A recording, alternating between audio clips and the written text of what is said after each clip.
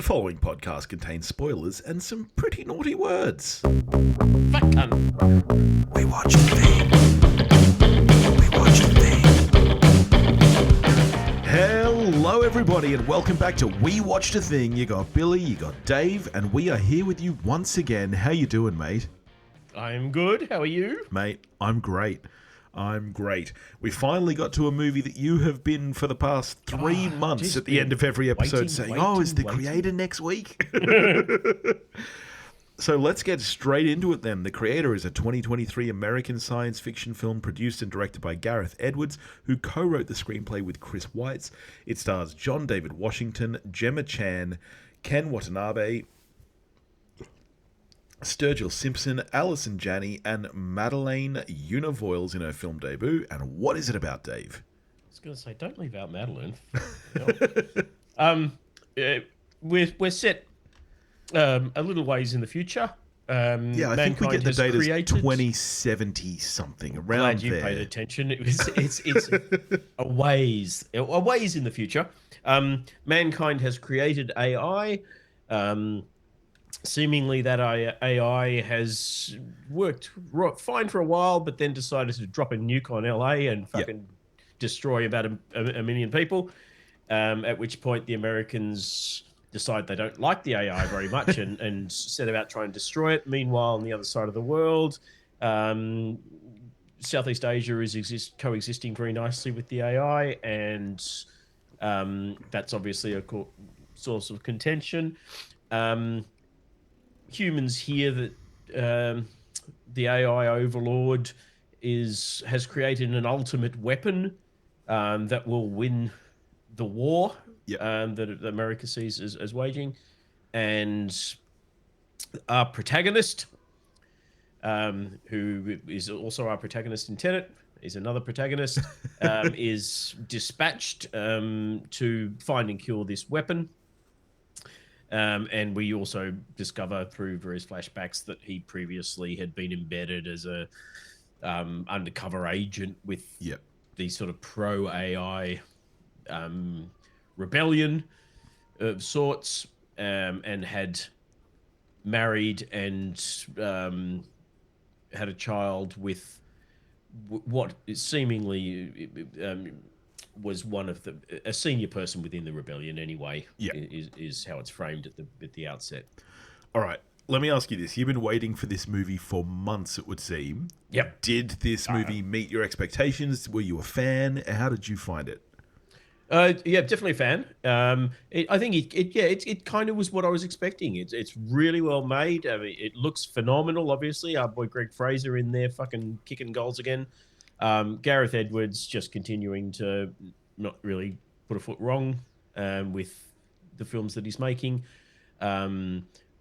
Solid cast of people that I like, all doing well. I'll throw this card out there. Maybe the best child actor I've ever seen. Yeah, she's good. In my life. She is fantastic. Yeah. Given that her age, and it's the first thing she's ever acted in. Yeah. I'm much more mixed than you. It's not perfect. Yeah. I think that it's a bit disjointed at the front end. Yeah. It definitely is stronger in the latter half. So I think it's not perfect, but I think it is sci-fis of the last 5 years very, very sci-fi. It's not Dune, but it's definitely in the upper echelons. It's very, very sci-fi. I think the story and the screenplay hark back a lot to the kind of short stories of, Philip K. Dick and those kind of authors. That the story is very much. There's a lot of Dick. Arthur C. Clarke comes to mind as well. Definitely. With that, what is sentience? What is life? What is it to be human? It plays on all of that stuff a lot. And I think in the hands of a less capable director, I think the movie would be complete dog shit.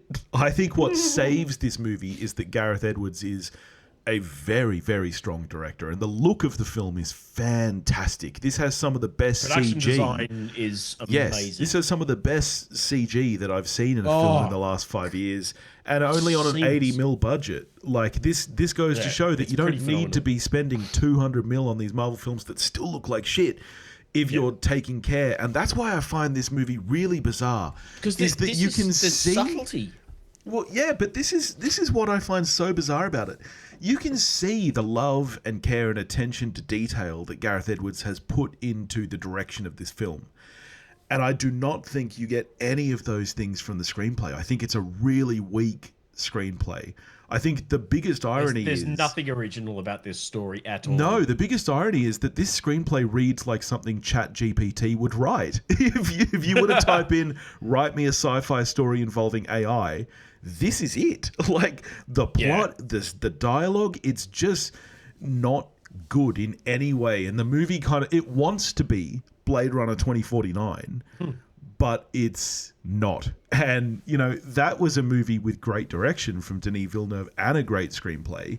This only has one of those components, and I think that drags it down a lot, because... Yeah, I would say there's nothing original about the story, but I think the story itself is fine. It's just not original. I think it's still moving. At no point was I bored or thinking this is garbage.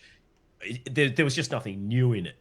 And I could predict all the plot beats. But I had the kids with me. They cried 4 or 5 times throughout that movie. Really? I think the emotional beats hit, and they hit pretty hard. Yeah, I think right. And that's, credit to the direction, credit to the cast. Yeah. But I think the story is fine. It's just nothing new. I don't think it's a bad story.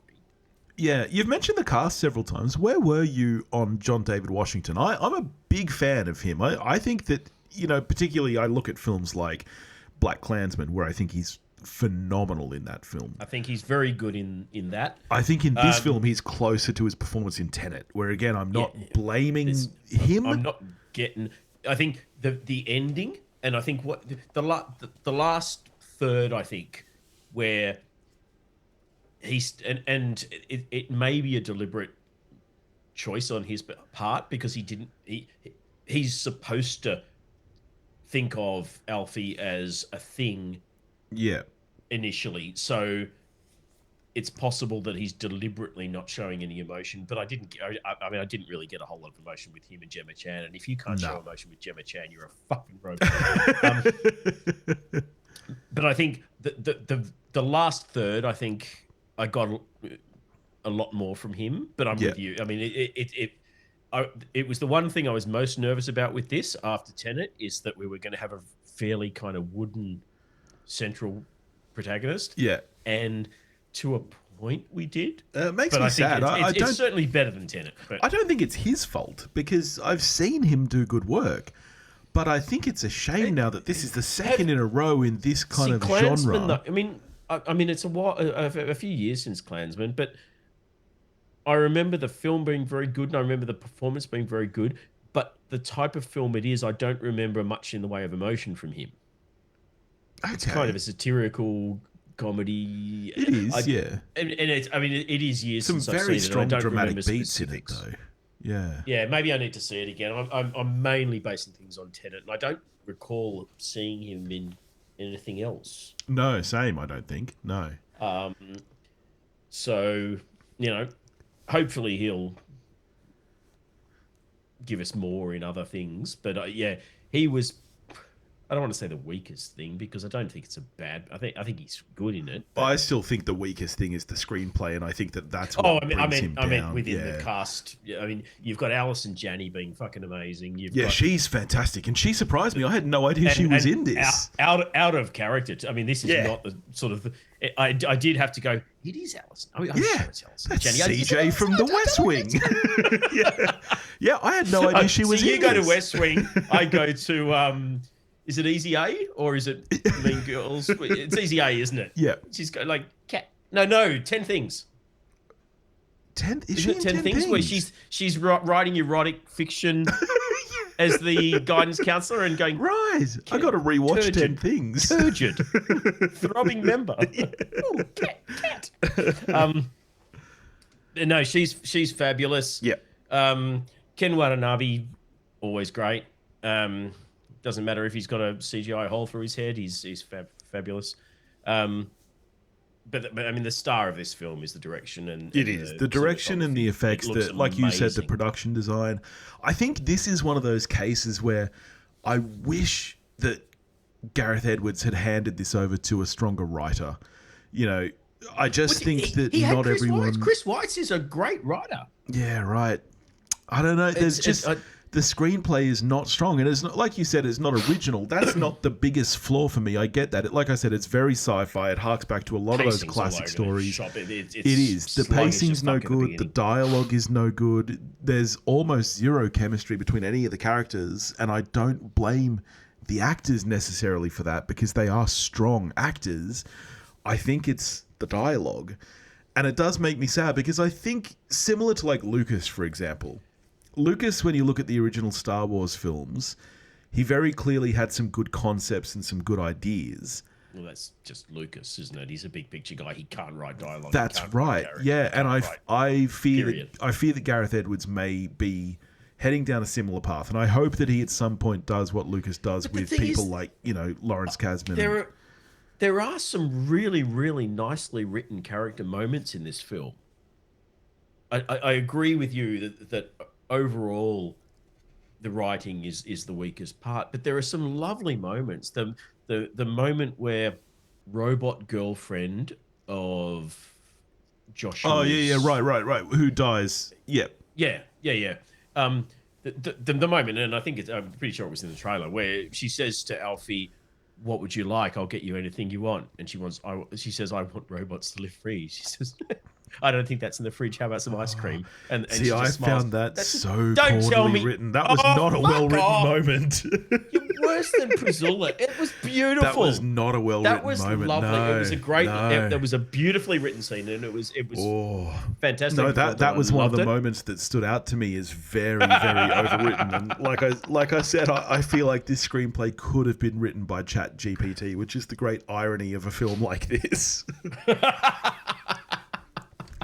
I think, for me, the strongest moment in the film, and it all goes back to the production, design, and the direction, fucking Running Man robot, the explodey robot, when he just sprints down that boardwalk, that moment was the coolest moment in the entire film. And I wish that the whole film had that energy to it, because I feel like that's what I think is missing from the film, is energy. And I'm not saying that as in like action set pieces or anything. Everything to me felt very, very flat and subdued, and I just wish that there was a little more energy in it. See, I think and I mean, part of this is production design, obviously, but part of it is the writing. That those, I guess, kind of suicide bomber robots. Yeah, it would have been very easy to just have those programmed to run, but having them have dialogue first, where they're activated and they go, "Yes, I'm pleased to serve. It's been fun knowing you." And then run off. I mean, choices like that. I mean, that is the writing, and I think I agree. Yeah, that's true. And yes, the run and sort of the flashing back and forth between Ken Watanabe and co, who realize what's coming, and then that whole thing, and that's all great. But the best part of that scene is the 2 lines of dialogue between Alison Janney and this robot who is literally running off to kill itself. So I don't think the writing is terrible, but I agree it could have been better. Yeah. Let's talk about the story and the way it goes then. And I guess from here on we'll get into some spoilers. Yeah. The entire final third of the film, where they're up on the big ship, I guess, the AI ship. The design of that thing. It is cool, and they love those blue lights, those kind of... Well, I guess they're scanning the environment. Like, they love those. They use those throughout the entire film. If you don't delve too deeply, that this is the mothership of kind of the human army, and it can only look at about 100 meters square at a time. Yeah, it'd be pretty easy to fucking avoid. We don't see this thing zipping over the planet. They don't have 50 of these things. It's literally looking at the size of a football field. It's ridiculous. It's absolutely ridiculous. I mean, I love when it targets things, and you see the target there, and people are trying to outrun the target, but that's kind of cool. Yeah. But just the general premise of this thing that is only looking directly below it at this one tiny, Yeah, and point zero zero over zero Southeast zero Asia. 1% of the planet. Yeah, and almost the entire film is set in Southeast Asia as well. And this device ship, I guess, is the Americans. Like, I mean, look at what happened in America when there was a hot air balloon from China floating over. Like, no way are they going to just let this thing float around blowing shit up. Like, it just doesn't track. Well, I'm assuming that the AI forces we know that they're diminished almost to the point of defeat, and Alfie But there are is still kind of their real last hurrah. humans living in this region. Oh yeah, but the enemy, as in the AI, etc., don't have anywhere near the capability of taking down. What was it? Oh fuck! What was it called? Nomad. Yes. Yeah, Nomad. Yeah. They don't have the power to take it down, so it's just this ominous presence floating above with this scary scanning light, which I thought that whole thing was cool. But the idea that it literally, it's not like it's a satellite that can just look at anywhere on the planet that it wants to. It's not that far up. It can only look at this one tiny area. Yeah. You could literally on foot outrun the scanning. Yes, yeah, and yet it's a bit daft. And yet that's the way that the movie goes, is that basically to win the war, all they have to do is destroy this one ship. And so the entire final third of the film is dedicated to that. It's this action set piece of, sneaking onto this thing and blowing it up. And it didn't quite land for me. There were just a couple of things. You know, it's interesting how you brought up the ice cream moment as something that was really heartfelt. There was a lot of this film that I felt was trying to do that, and it wanted you to think certain things, but I don't think it ever actually convinced me to do it. Like, AI are computers. They are computers, and I don't have any feeling towards them. Like, even if they're in the body of a little girl, I'm going to be okay just blowing that head off. Like, it's fine with me. Damn. I mean, I think the film delivered the sort of heartfelt moments quite well. I mean, I'm kind of basing this on the fact that I had the credits rolled and I literally had an 11-year-old in my lap weeping his, like I was sort of going, shh, cry quietly. The whole cinema's here. I'm embarrassed. Yeah. Like sobbing. So it must have worked. Yeah. I didn't feel it to that extent. Certainly at the 3 or 4 points throughout the film where they kept on crying, I wasn't. I think the performance of Madeline was so good. Yeah. I definitely felt it where it was telegraphed. I knew it was coming a million miles away that he was going to stay behind and blow the thing and she was going to be saved, blah, blah, blah, blah, blah. We knew it was all coming. Yeah. But their exchange through the glass, even though I knew exactly what they were up to the point, hand against the glass, you could see it a mile away, but I think she did it so well. I did definitely feel myself almost welling up at that point. Yeah. Okay. So I think credit to the actors, they kind of carried it. Yeah. But yeah, I think without the quality of direction and the production design, this would have not been remotely as high as I currently kind of have it mentally in my science fiction films of the last few years. I think it's all down to Greg Fraser and the production design, because I think the design of the robots, the look of the advanced AI with the human faces, with the sort of the hole through at the ears, all of that, everything about that looked phenomenal. It really did. And it wasn't just good. Subtle, but it's the subtlety. It's obviously CGI. Yes, but it's subtly interwoven so that you can kind of switch off your brain and pretend that, my 11-year-old was asking me at the end of it, was that actually a human actor or was that like a real robot? Yeah, right. He's not saying that in a fucking Marvel movie. No, yeah. I agree. That's computer shit in a Marvel movie, but I think in this, all of those designs, the design of the vehicles, the design of things like that, funky thing where they can, if someone's newly dead, they can download them and stick them into a robot and talk to them briefly. All of that sort of stuff. None of it's original. That shit's been done before in other films. But I think the way it all looked was really, really, really good. Well, that's right, yeah, because it's not just the design, it's the execution too. Like, there have been plenty of films before where conceptually the design phase has been strong and then it's just executed very poorly. And here you really can feel that attention to detail. Like you said, it's paying attention to stuff in the background. For $80 million. Yeah. What did you think of the design of Asia?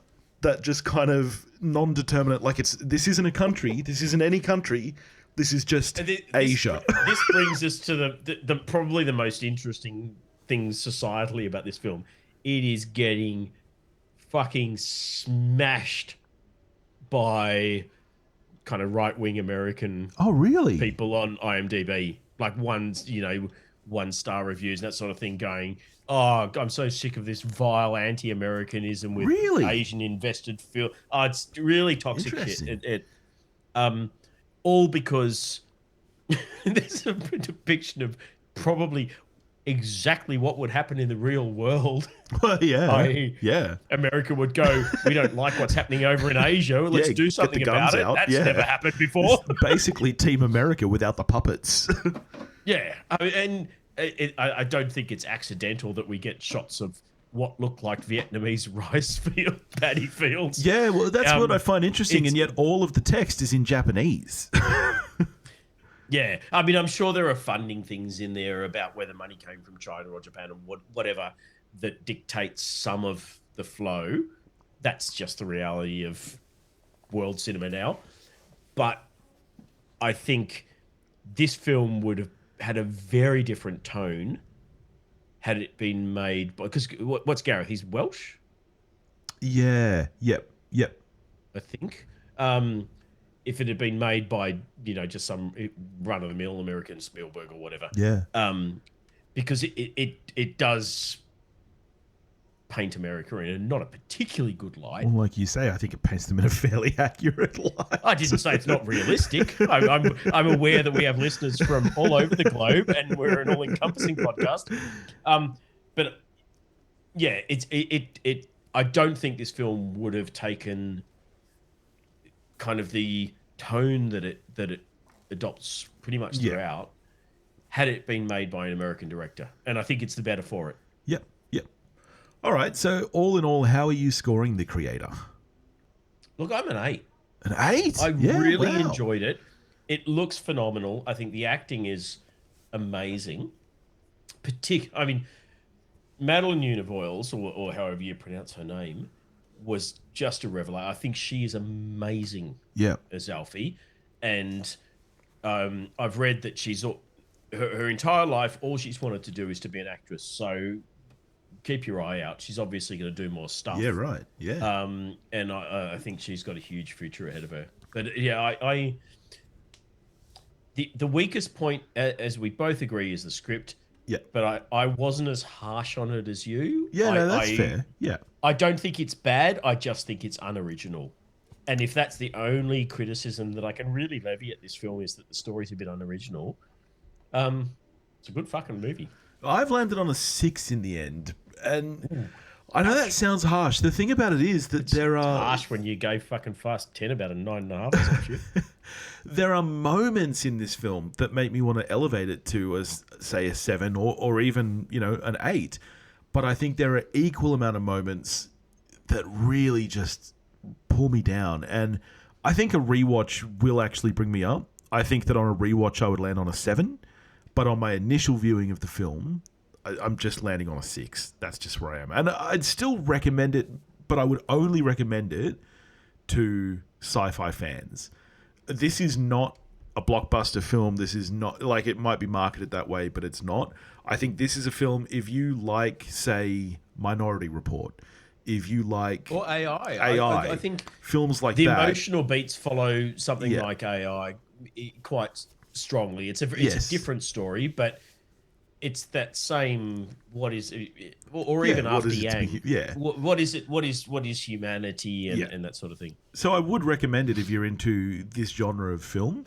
But yeah, 6 out of 10. And I think it's if you are in that camp, I'd go out and see it in the cinema. 100%. 100%. This is worthy of seeing in a cinema. The look of the film is gorgeous. It's absolutely beautiful. And I mean, at this point, this would be my pick for visual effects for the Oscar season. Oh, 100%. And I don't know whether it will have the legs to get there because it has been kind of received quite middlingly. But in terms of the pure look of this film, 100% this would be my pick. And given that Dune Part 2 is now next year and after March, so not going to be in the same year of contention, I can't think of anything on the horizon that has the potential to be better than this visually. So hopefully it'll pick up some stuff. Well, you know what we're getting to next week, mate? It's the spooky season. I think we've... ideally, I'd love to do a double feature because I've been hearing very good things about Saw X. And we also get... I know you've been looking forward to this. The Exorcist Believe. You know what's just even more distressing? It's the 50th anniversary, so we're finally getting. And I did post about this. They finally got a 4K of The Exorcist. I know.